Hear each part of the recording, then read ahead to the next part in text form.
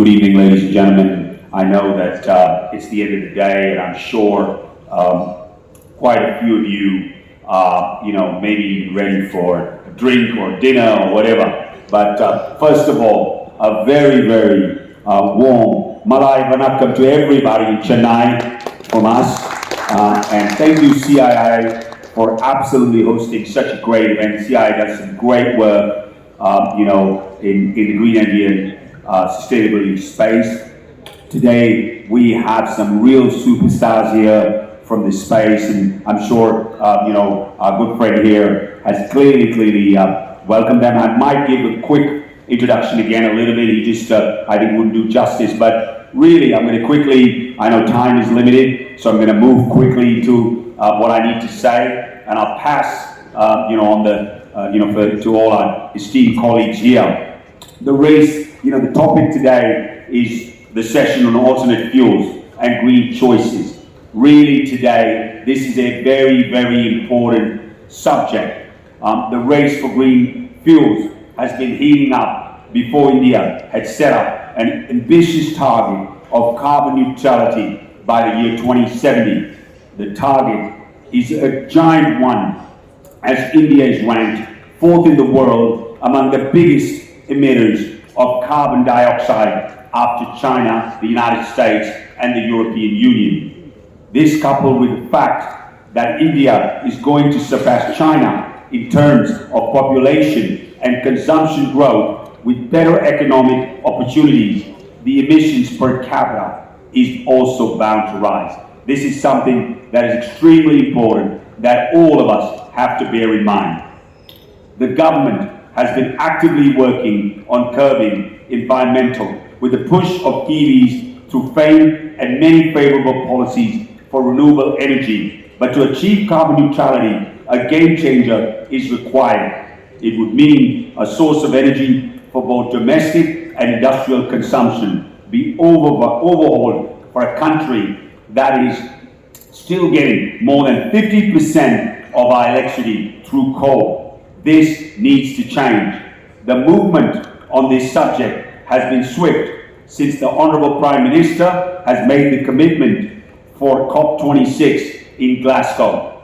India's commitment to push for green fuels has become clear when the PM launched the National Hydrogen Mission on India on the 75th Independence Day. The Ministry of Power and New and Renewable Energy has worked tirelessly to deliver the green hydrogen policy, as well as to push forward the bill seeking to promote the use of non-fossil fuel.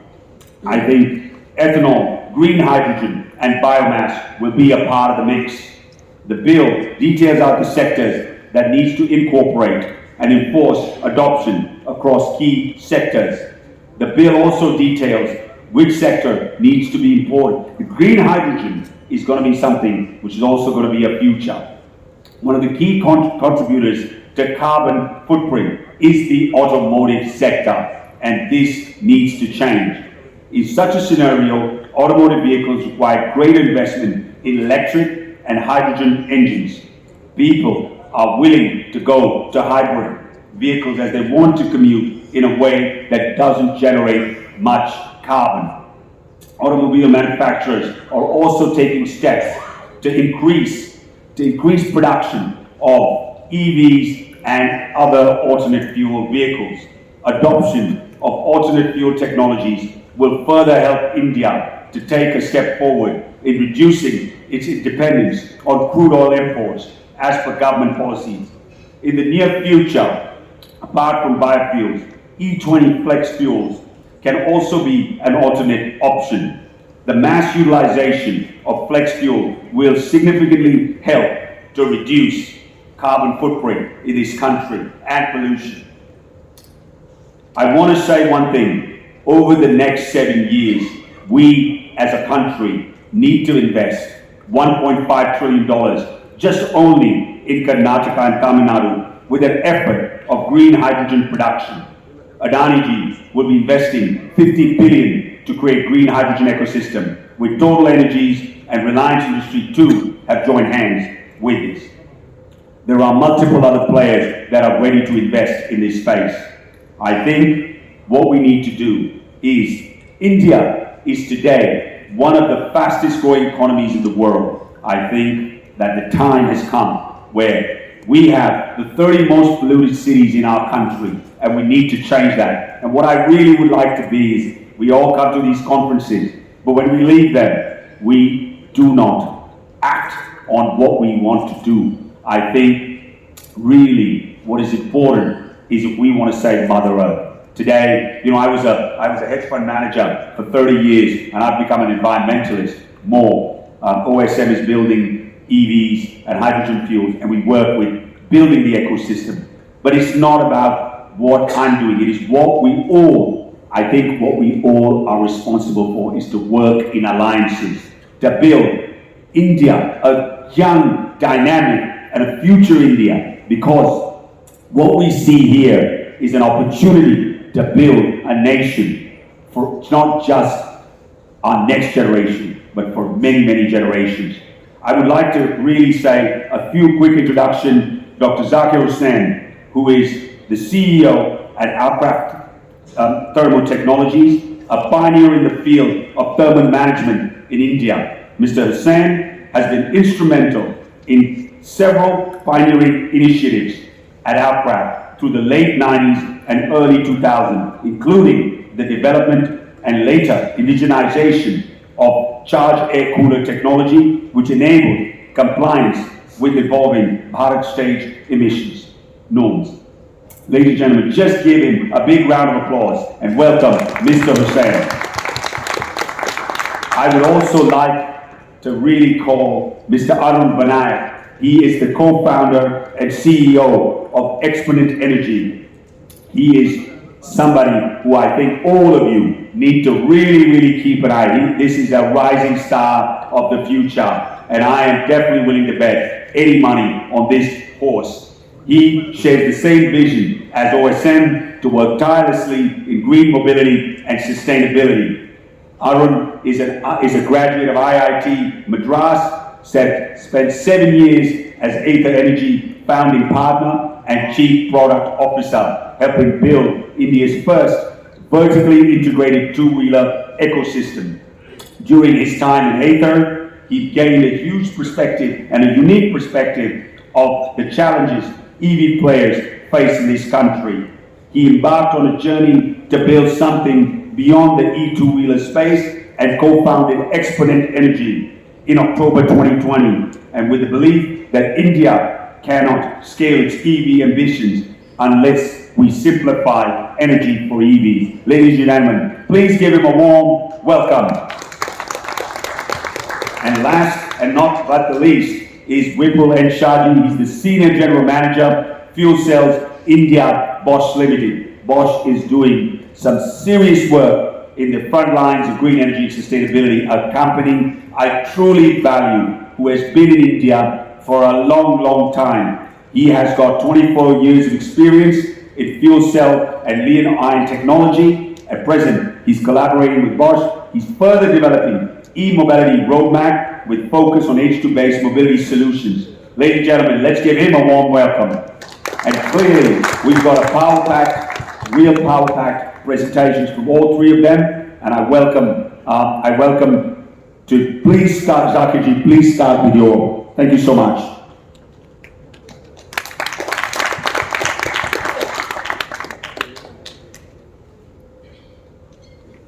Good evening, all of you. Really gives me great pleasure to be present here in this nice gathering, and the whole day was very wonderful.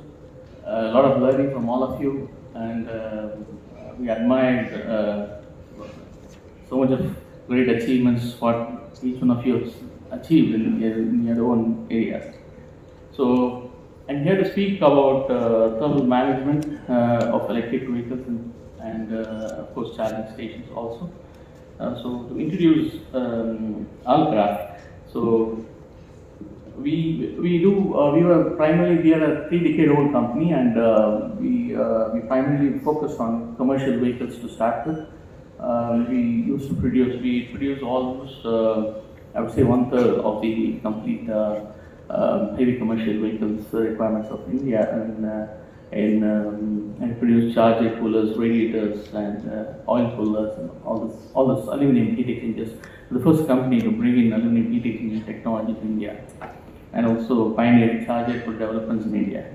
So we chose to diversify into the EV space also, and some of the products that we do now is traction motor and power electronics cooling, cold plates for the batteries, and also onboard BTMS, battery thermal management systems for the vehicles as well as for the charging stations. So this finds applications in multiple areas, like three-wheelers and your electric buses. Mainly we focus right on electric buses and EV charging stations. And this is a typical, we'll speak about the cold plates right now. This is a typical picture of a cold plate that's been developed for a customer who does probably three-wheelers. So on a construction basis, cold plates are made of aluminum alloys. Basically, they are with manganese aluminum-based alloys. For the brazing side, you have silicon-based alloys to do a complete use controlled atmosphere brazing process to join them together. We have a controlled atmosphere furnace which works, and also we can do the same cold plates with vacuum brazing systems where some customers feel cleanliness is more important, so then we need to look at vacuum brazing system. So it can be done in 3 layers, 2 layer designs, and also with bar-filled turbulated design. So when you say 3 layer design, it's more used for initial small lots of production because it has the process is quite expensive, and so we do this for initial lots, and then we move on to a 2 layer design where you have 2 parts press formed together and you braze them together. So in bar-filled turbulator, some of the people like to have this, but we find this is comparatively less efficient because of it offers a lot of pressure drop in the system. Some of the main things we look for in cold plates is absolutely first thing is leak free, so you can't afford to have any leakage in the cold plates, no clogging in the cooling systems. Absolutely good flatness on the cold plate is something which all the customers insist upon, and because the entire battery cells are going to be sitting on the cold plates, you will be looking at good structural strengths as well. And the most important thing, of course, on the temperature uniformity on the cold plate. I mean, it ranges from 2 degrees plus minus 2 degrees is what most of the customers specify on the cold plates. And also it's important that the cold plate offers a very low pressure drop, so that the power consumption of the coolant pump can be reduced as much as possible. So we designing cold plates with empirical system has been difficult and can be very rough. So we normally go through a complete CFD simulation, and we use ANSYS Fluent and CFX softwares to do this. So this is just a case study of one of the customers where how we do this iterative CFD design systems. You can see this initially we choose a UFlow design single inlet and outlet with so many passages, and you can see the second configuration, because it does not offer the first configuration did not offer the requirements, so we go to a different configurations in 8-pass design, 2 inlets and outlets, and with a number of passages per header for 31. So this is something innovatively we use 2 inlets and 2 outlets to connect.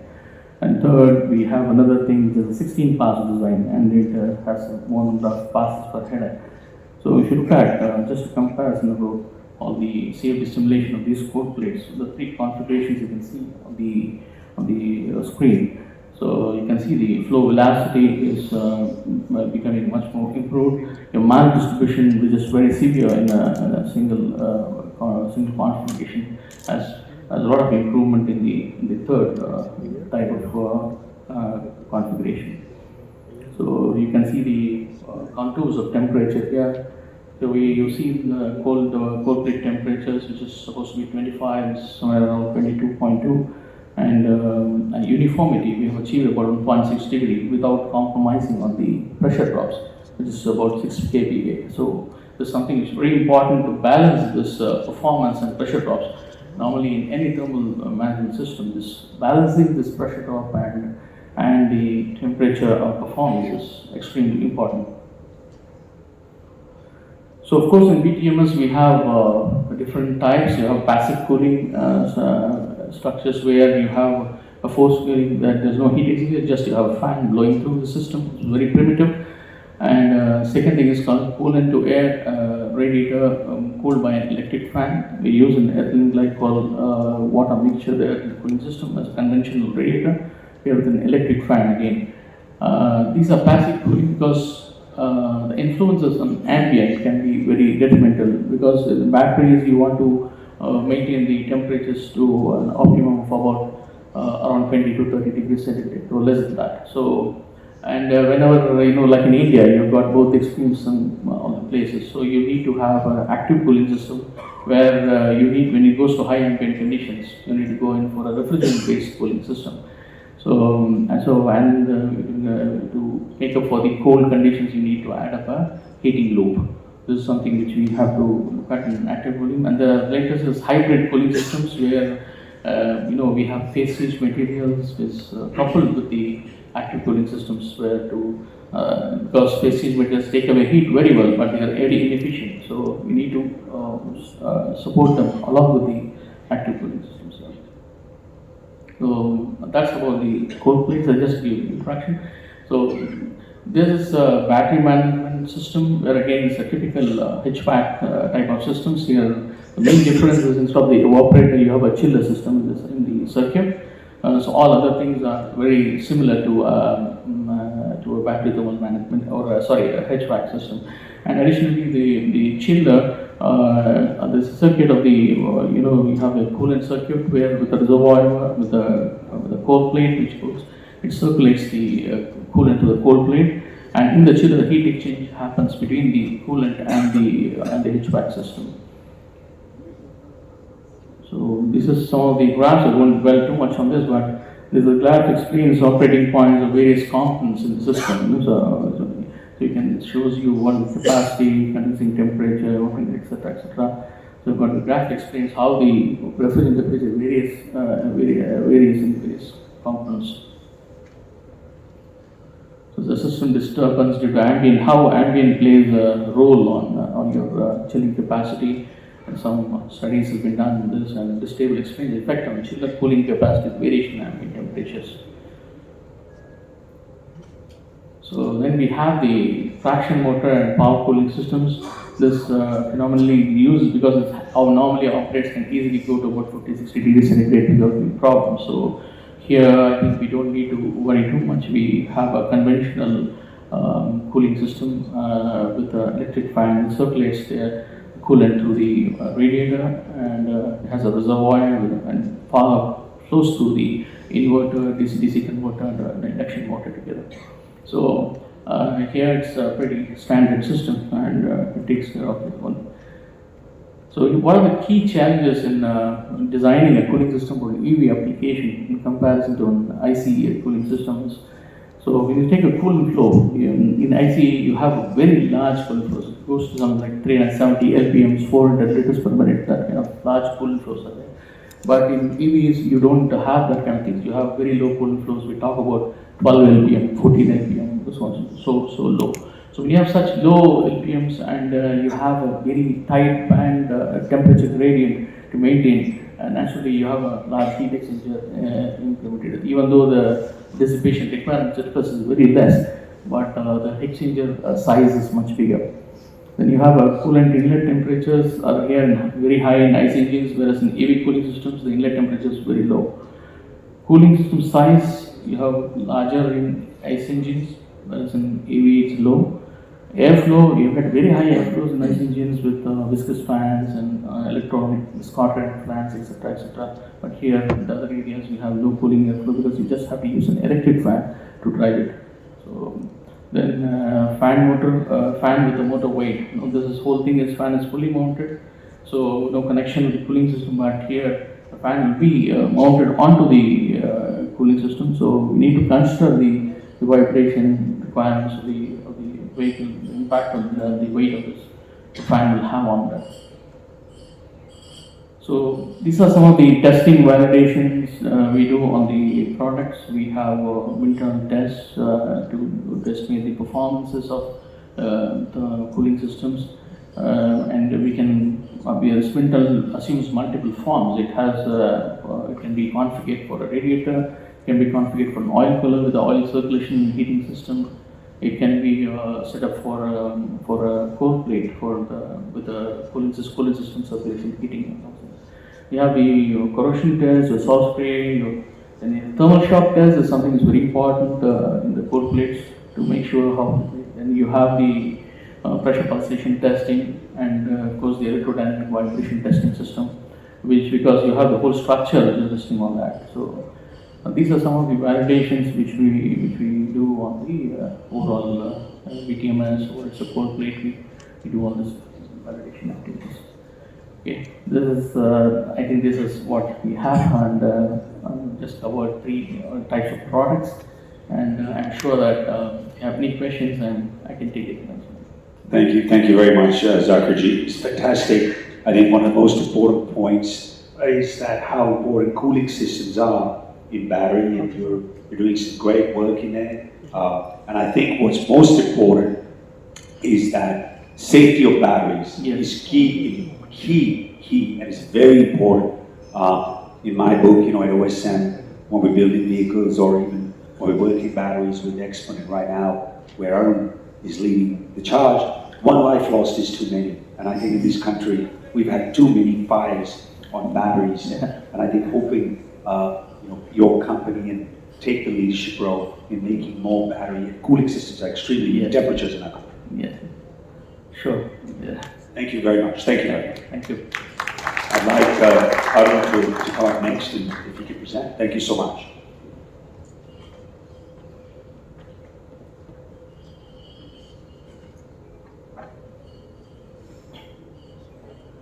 Hey, thanks so much for having me here today. My throat's a little bad, so excuse the bad voice. My agenda is 30% to talk about what we do at Exponent, but also 70% talk about why we do what we do, why it excites us, the larger problem that we're seeing as we go electric, and a little bit about my journey. I love mobility. I built my first car when I was 16 years old. It didn't have brakes, but drove quite well, and since then it's all about chasing the next thing in mobility. And we asked, what is mobility? Mobility is about freedom, right? You just want to do whatever you want, whenever you want. From time we started walking to time we started driving bullock carts to then steam engines, diesel, and now electric. And now Uber, Ola, where you just, a porter, you get a vehicle, click on the button, you don't need to own it, you don't need to maintain it. Mobility is always about, going faster, going farther, and the ability to afford it more easily. So, a lot more people can access mobility, right? And in that part, EV is definitely the next step in mobility. It needs to be the next step in mobility. But is it really more freeing, right? And what's holding all of us from going electric? 3 things, right? It takes too long to charge, because of which I need a really large battery, so the vehicle is expensive. The third thing is battery life. I buy a vehicle, 3 years later, I've got to change the battery. It's a hassle, it's a lot more expensive. But fundamentally, what we wanted to change, we wanted to kill all reasons for us to go electric. So all of us can go electric tomorrow, right? So we charge vehicles in 15 minutes, so you can literally recharge with a refuel. And while doing that, we give you a battery that lasts almost 3 times longer than anything else in the industry. So it's 3,000 cycles, 8 to 10 years of life. And what's unique is we don't get into cell design or manufacturing ourselves. We actually leverage the manufacturing ecosystem that exists for regular lithium-ion cells. So we slap on our layers of tech and deliver 15-minute charging and 3,000 cycles. So we've got a cell-agnostic rapid charging platform. A little bit about us. Like I said, for us, focus on about simplifying energy. EVs already drive better, they're faster, they're sexier, they've got a lot more torque, lower cost, no maintenance. Really, there's nothing not to love on the vehicle side. Companies like OSM are doing such a fantastic job that EVs today are better than diesel vehicles on the drive side. There's really no doubt about that. But really, what's holding back everyone from going electric is energy, right? Energy today for electric vehicles, it's slow, it's complicated, it's expensive. We want to simplify it. We want to make it simple, easy, fast. And to us, it's a two-sided problem. It's chargers plus batteries and how they interact. So we solved both and we attacked both. Sanjay is my co-founder. We went to college. Like before this, I was an Ather. Started Ather in 2013. It wasn't very popular to be building EVs back then, but we said, if you design and build things the right way, EVs can be faster, they can be better. I think that's how we proved. Product side, I was CPO, so as product head, I was responsible for designing and launching the products. We're doing quite well now, and at some point in time, I realized, okay, my job here is done. So that's phase one, right, to prove that EVs are better. Phase two, what I'm excited about is how do you get all of India to go electric now, right? And I think for that, we realized that four things need to happen, right? Four realizations of sort. A, firstly, energy needs to be simplified, like I said, faster, more seamless, more affordable. It's the opposite today. Second big realization that led to Exponent is India needs a platform. And India is a unique place, right? We have one of the harshest conditions, temperatures, roads, grids, and price points, right? So you just can't cut, copy, paste a platform that works in US or Europe or China and hope that it works in India. Many people have tried, many people have failed. And then we sort of learned this the hard way at Ather as well, that you have to build tech in India for India. And so we realized there is no platform. In fact, while I was at Ather, we had a lot of conversations with other OEMs trying to realize how can we share battery tech. That got me excited, right? To see how we can build a platform for all of India to go electric. The third thing is we realize cell by itself has very little impact, right? Cell is a commodity. Cell is, it's a can with chemicals, it's very dumb. So you and I can buy the same cell. You can get 500 cycles out of it, or you can get 5,000 cycles of it, right? And it has entirely to do how you manage the cell. So we actually had our own cell, we made our own cells, and that's how we sort of realized that the cell by itself means very little. So we realize cells are a commodity, a lot of people make cells, but the energy management, that is core tech, and that no one is building for India from an Indian point of view. So that's sort of what we led to Exponent, right? And of most relevant slide here, right? Like from a sustainability point of view, commercial vehicles are really where the energy consumption is at, right? Fun fact, India's got 10% of the vehicles as commercial vehicles, but they consume 70% of our energy on road, right? Both from a self-sustenance point of view, from a climate sustainability point of view, we need to go electric in the commercial vehicle space. I think no one's debating that. And these segments obviously, sort of concentrate energy, so the frequency of charging that they go through, the amount of energy they consume, it makes for a great business to go focus on. This is a segment that values uptime and flexibility. There are a lot of vehicle options out there, right? But like I said, the energy system seems to be broken. And that's because we continue to work like we worked in the IC engine world, right? In energy, the IC engine world is a one-sided problem, right? From discovery, extraction, refinement, distribution. So you had OMCs on one side and OEMs on the other. The transaction of petroleum is easy. So the energy flow sort of flow through all layers quite seamlessly. That's not true with EV, right? With EV, actually the upstream is not a problem. There's energy in the wall already, right? So wall to vehicle, how do you transfer energy? That becomes the core problem. That's where energy is stuck, right? Obviously, when you get energy to the battery, after that EVs are faster, they're sexier. We love EVs. But everything in between is broken, and that's because your company A building a charger, company B setting it up the charging network, company C building the battery, and then company D building the vehicle. So the vehicle turns up at the charging station, they just don't understand each other, right? And charging is the most stressful process for a battery. You're increasing the potential energy of the battery. Discharging is actually relaxing the battery, so you can't actually damage the battery while driving. 80% of the battery degradation happens while charging. And when you do that blind, today a charger is basically like, hey battery, I'm going to dump energy on you, take it and go. Right? There is no more nuance than that, right? So that's why you end up having really short battery life, right? And because you don't know what you're doing, you end up having to go slow. So that's the norm, right? So 4-hour charging, 1,000 cycle life, which sort of kills it for everyone, right? Charge point operators don't make money because I set up a piece of land, I set up a charger, I charge 2 vehicles a day. It's a terrible business to be in, right? OEMs have to compensate, sell vehicles with larger batteries, makes the whole thing expensive, and end users are sort of paying the brand for it, right? And the India specific context is that none of us park at home, really, right? And this is something we learned the hard way. You're selling Athers, premium scooters, you think everyone lives in fancy condos, has dedicated parking. It was not true at all, right? So when we asked, okay, that's the top 5%, what's all of India going to do? And we realized India doesn't park at home, so home charging is not a concept that scales in India very well, right? Again, very different from the US or Europe, where I'm focusing on an electric passenger car, you can afford a 400 kilometer range, park at home, charge at home, right?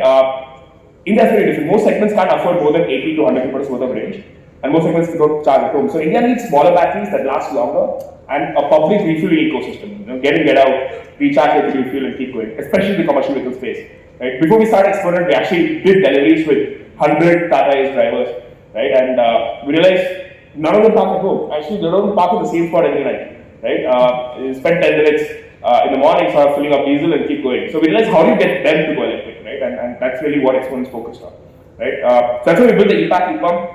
Come in, charge at an e-pump, 15 minutes. Yeah. So that's a vehicle powered Exponent. That's what our network looks like. So customers who are using these vehicles are now doing 160 kilometers a day, right? Compared to industry average of 80 kilometers a day, right? So customers are now achieving 2x revenue on the same vehicle, right? With 30% lower cost of ownership. We actually brought down battery size. We said you don't need a large battery with 15-minute charging. So the vehicle cost actually comes down significantly. And what's better is with the 3,000 cycle life warranty that we provide, right, financing gets better. So the monthly cost of owning this vehicle is 30% lower. It even costs lesser to charge this vehicle, because today when I go to a slow charging network, because of poor utilization, I have to pay 20-24 rupees a unit. In our charging network, we charge half of that, right? So if you sort of streamline every bit of ownership, right, from how easy it is to own, drive, charge, park, etc. So you've got 30 plus locations in Bangalore. Some customers are happy, and we actually went and tested this e-pack 3,000 times, right? We didn't test it, we actually got someone else to test it. No point us testing our own batteries. So we got TV to test our battery 3,000, rapid charge the battery 3,000 times to prove that it only degrades 17%. Today, industry average is something like 15%, 20% degradation in 1,500 cycles. So we've almost 3x life and 20x charging because of ability on both sides. And just to differentiate, rapid charging by itself is not new. It's been around for a long time. People have always done this using LTOs or supercapacitors, but these cells are fairly heavy, 3 times heavier, 4 times more expensive than regular lithium-ion cells. So it's great when it's a small government pilot, but if you really want everyone in India to own and afford one, we need to rethink our energy stack. So with Exponent, what we do, we use regular LFP cells and NMC cells and deliver 15-minute charging. So you don't really have a weight or cost penalty to go electric. And we fundamentally do this because we understand what's happening inside a cell. Cell is fairly, like I said, it's fairly dumb. It's a cathode and anode, and if you're able to understand what's happening inside a cell, you can course correct. So when you start faster, there's generally a lot more lithium ions, a lot more lithium crowding, a lot more there's a risk of lithium plating. But if you're able to sort of course correct the charging profile, you're able to go faster without really breaking things. So our energy stack basically understands what's happening inside every cell real time and course correct the charging profiles to actually achieve this. So I'll just end with this. I think this is a great forum here. On this very stage, we have 3 people who are collaborating to sort of get India to go electric faster. And I think with the commercial vehicle space, we always play the catch-up game in some sense. I think with EVs, there's a global reset. Right? I've been building EVs in India for 10 years now, and I don't think there is an advantage or disadvantage anywhere in the world. There's literally a global reset on learning. Today, last time vehicles were built, India wasn't in a free country, right? But today we are one of the largest markets, some of the best talent, and some of the harshest conditions. Right? So if you can make EVs work in India, they will work anywhere else in the world, right? So I actually think with EVs, India will build and lead the technology space. We have some of the best electronics and software talent, and we've always been great in manufacturing. So from Make in India to Design in India for the world, I hope we can really lead the world in EVs. Thank you. Thanks so much. Thank you. Awesome. Really, Arun, great. I really love it. From India for the world, I love it. I think that guys, keep an eye on this young man. He's really doing some clear work, and definitely I'm putting my money on him. We're going to be putting a lot of vehicles out there together. I think, what I loved about it is, energy needs to be simple, absolutely, and Exponent is nothing but simple, and these guys are working on products which are the future. Another thing, we run a very large logistic company, and I think the points, 30% lower, cost of ownership, 40%, lower time of charging, 2 times revenue. This is music to ears of any logistics company.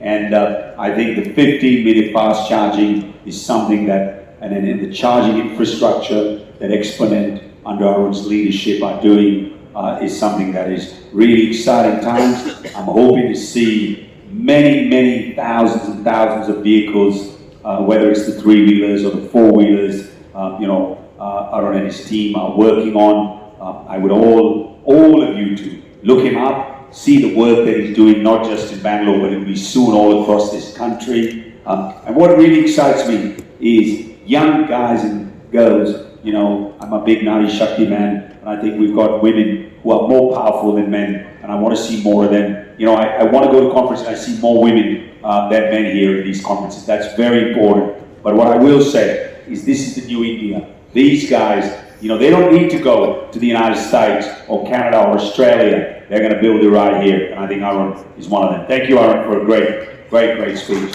Last not but the least, obviously, Vipul, so please, you know, give your input. That'd be great. Thank you so much.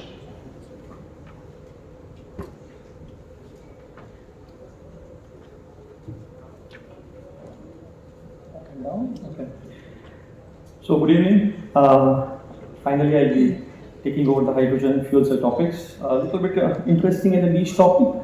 So I'll just try to cover a couple of contents here in next about 10 to 15 minutes time. Let me set my watch. It's 6:13:14, and I'll try to cover up the session today for sure in next 12 to 15 minutes time. So primarily what we will be walking through today about the 5 topics. The topics are the one which is FCEV architecture and some of the positioning. That is something which is important. We have seen the session on the ICE, in the advancement of ICE. We have seen the power pack session of Zakkir and Arun on the battery, lithium and battery technology, and of course now we'll be having looking at the fuel cell perspective. Some of the statistical figures which I would just like to present on the hydrogen being a very new area.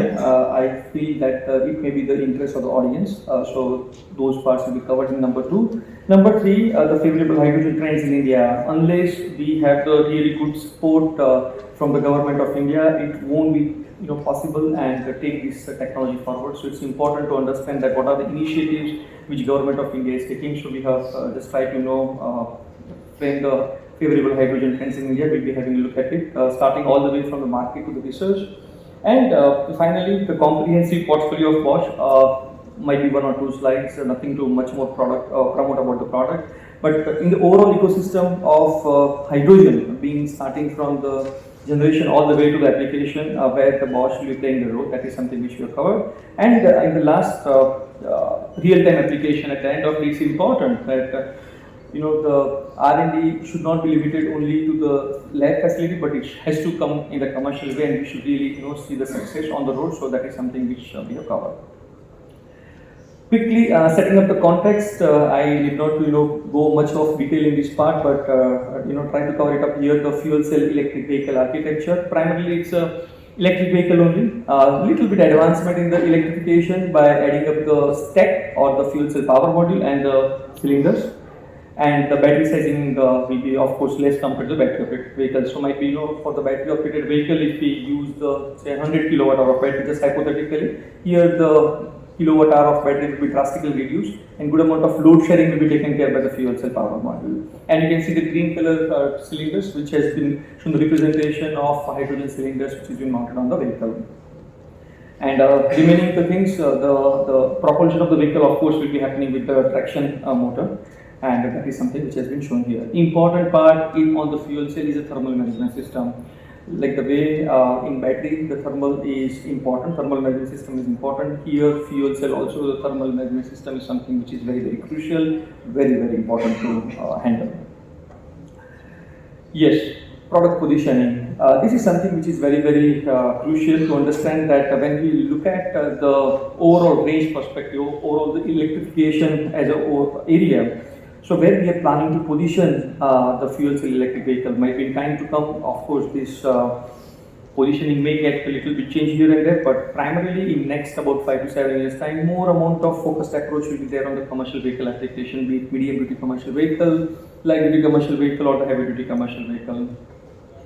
So globally focused approach is on the commercial vehicle.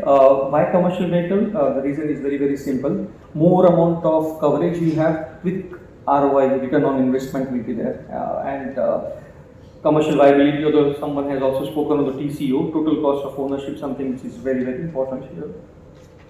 So we are not saying that this particular thing won't be applicable in the passenger vehicle. Of course it will be, but initial focus will be on the light duty and the heavy duty commercial vehicle. Long distance transport, that is something which is very crucial, and TCO, that is the bottom line.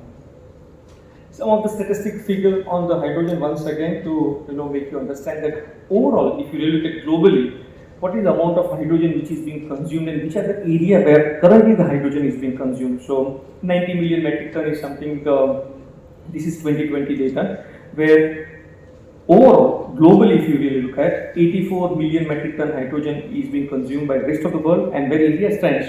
So remaining 6 million metric ton where India has consumed. Now the question may come that what is the actual use of hydrogen? People may have heard hydrogen which has been used in a different application, but if you look at almost, out of 6 million metric ton, you can see the 53% which is in the ammonia, India being an agriculture country, NH3 ammonia, where the hydrogen is being primarily used heavily, and oil refining. These are the two places where up to, I think, 90%, 53 plus 38, almost about 90% hydrogen is being consumed. And globally, if you really look at, so the trend which is being prevailed in globally, we are of course following the same range, where highest amount of hydrogen is being consumed in the ammonia and oil refining. These are the two places where the currently hydrogen is being consumed. If you look at automotive application, now it's much lesser. That is not a significant consumption compared to these two sectors. Steel is another industry. Glass, for example, where whatever glasses we use hydrogen for the annealing process. So these are the places where the hydrogen is being consumed now. Yes, I think someone has also spoken on the colors of hydrogen. That what are the colors of hydrogen and what actually it signifies. So this is the slide which really covers. Now there are different colors of hydrogen. Even the pink has come and some other latest addition has come. But just try to cover it up here with the 4 different categories of color of hydrogen: gray hydrogen, brown, blue, and green. Green hydrogen is something where we are having the focused approach. Why green hydrogen? Because I think someone has also spoken in the morning, well to wheel. That is something which is very important here. Well, in the sense, the place where the hydrogen or the energy is being produced or the hydrogen is being produced, and wheel is something where the point of consumption. So here, if you look at 59% of hydrogen, which is the green hydrogen, which comes out primarily from the natural gas and the oil derivatives. And if you look at the brown hydrogen, which consumes close to about 19%, or which is 19%, so 59 plus 19, almost about 80% hydrogen is coming from these two places, from the natural gas and from the coal. There is a green hydrogen now. Green hydrogen, truly speaking, it is less than 1%. Even in this graph, you won't be able to see where this green hydrogen comes from. And that's a place where we need to work in time to come to make these things green well to wheel. If you start consuming the hydrogen now, which is anyhow coming from this gas or the oil derivatives or say coal, then what we are doing is nothing. We are just transferring the pollution from point A to B.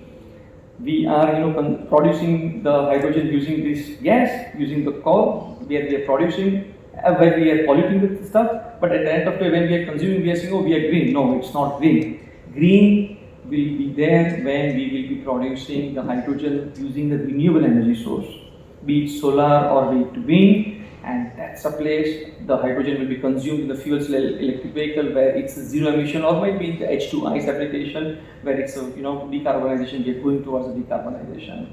So this is just a slide just for the knowledge sharing. Might be a little bit niche topic. I thought that let me just bring it up here, and now let me jump on the topic exactly.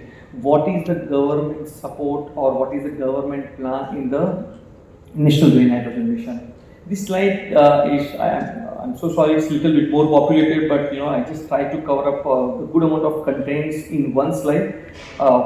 This slide has been almost valued close to 20,000 crore rupees.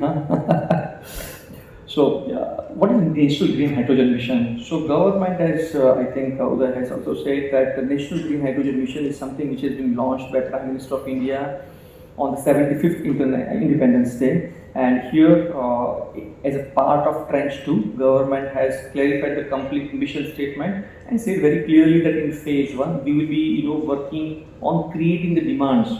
That is something which is important. Of course, from day one, we can't starting implementing the things. So in phase 1, we will be creating the demand, and in phase 2, we will be making it more commercial viable to the conventional fuel.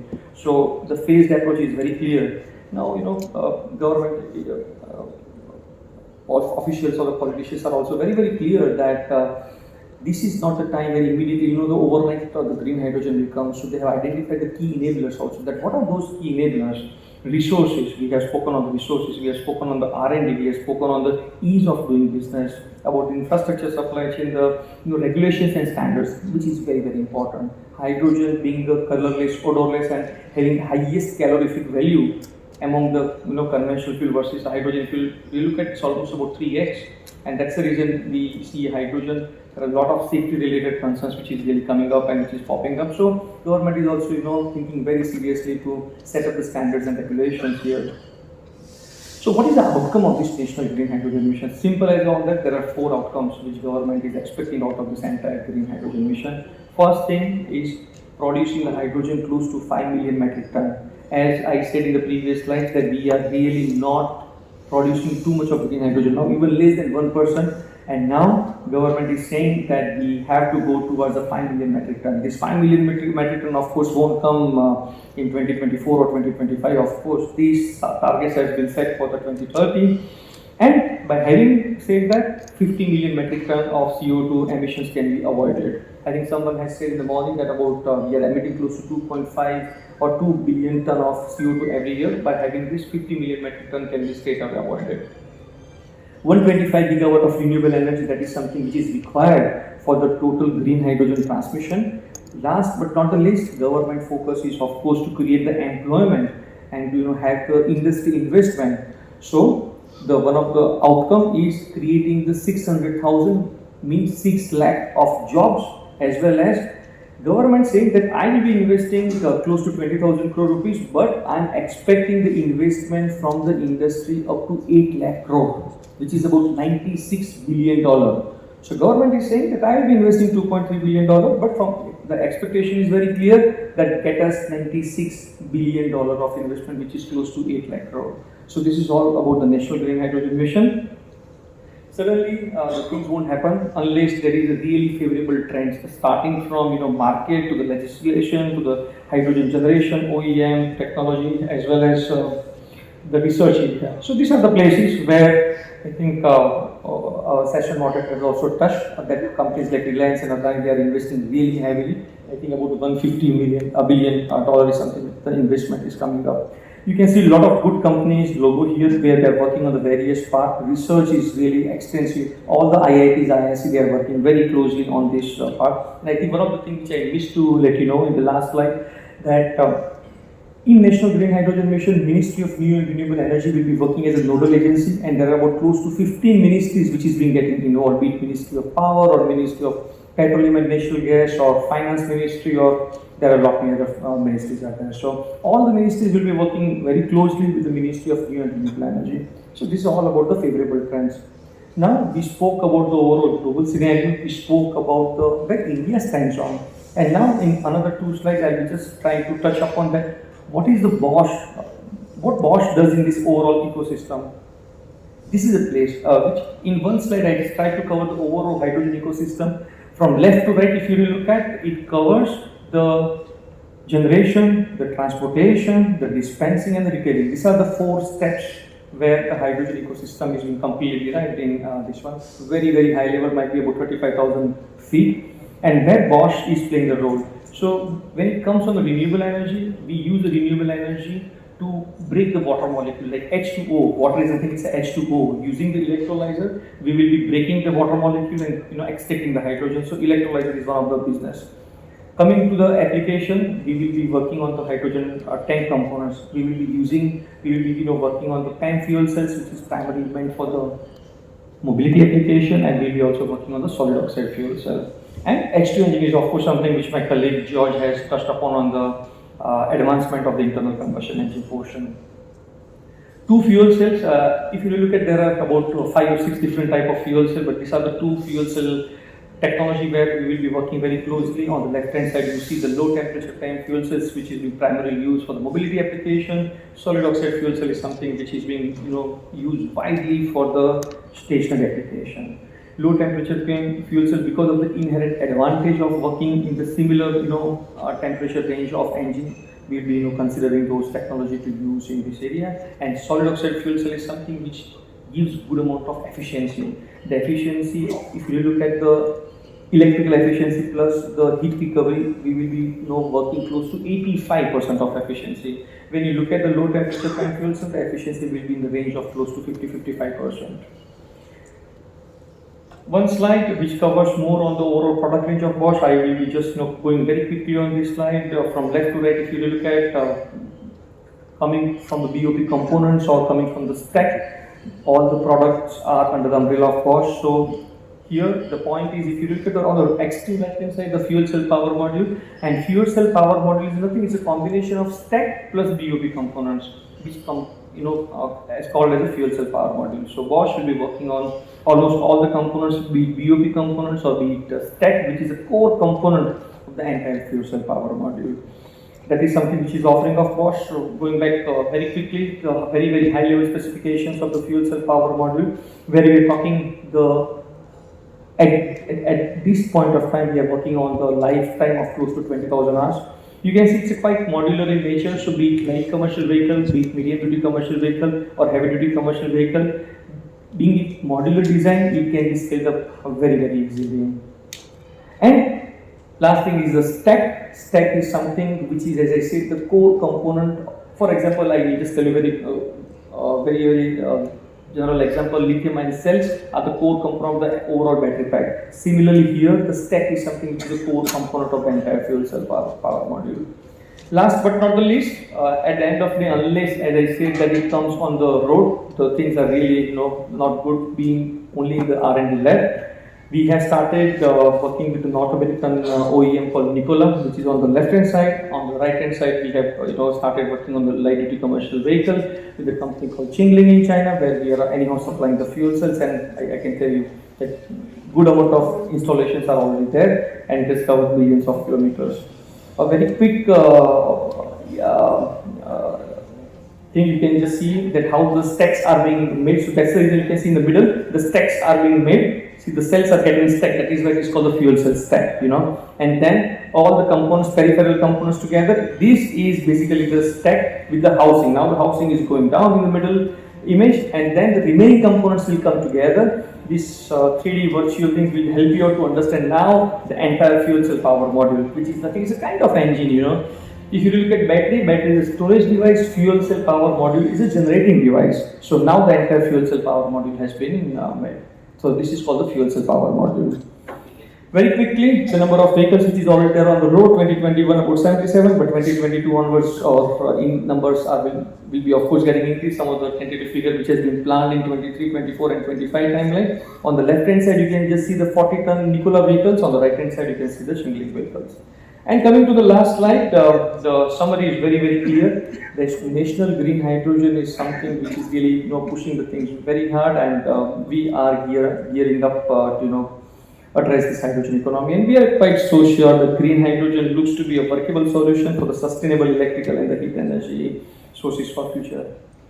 With this, I conclude, and I can take any questions off the line. So thank you very much, gentlemen, for patiently listening me since last about 16 to 17 minutes. I'm so sorry, I think. No worries. Thank you so much, Vipulji. I think Bosch is absolutely doing a fantastic job. I'm definitely interested in hydrogen we're working on.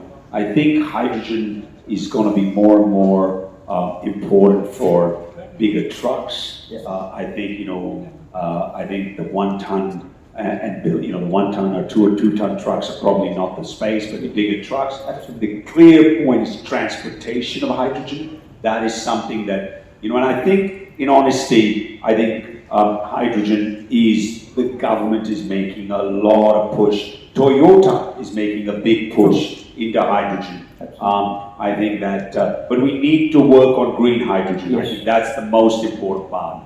I think there's some great exciting times. It's great to see you come to these places and we're talking about, charging, EVs, we're talking about batteries, we're talking about hydrogen. I mean, this is something that's very exciting times in this country. And again, Bosch is world renowned, and I think the work that is being done.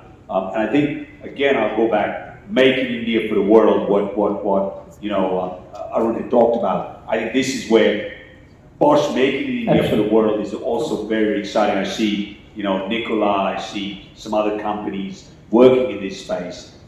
But again, hydrogen is here to stay. I think the government is definitely, Zakkirji's showed that vehicle, that he was driving around. I definitely like to get a handle of one of those myself. I haven't seen another one, but I hope to get hold of one of those. But I think it's clearly the storage, the transportation of hydrogen that is still needs to be figured out in scale. And how do we make hydrogen available, not just in Mumbai, Chennai, Pune, Hyderabad, but in rural India, right? If we really want to get scale, that's where I'm sure, I'd love to meet up with you somewhere in Bangalore and Chennai and discuss this more in detail. Absolutely. Thank you very much. I really Thank you. appreciate it. I think we can take one or two max questions because I know we're running on time. I've been told I got to keep a really tight schedule of time. Can we take questions or no? One question. The boss says only one question, so we can only take one, and then obviously you guys can absolutely, with all the great panelists, you can take them outside. So one question, please. Anybody?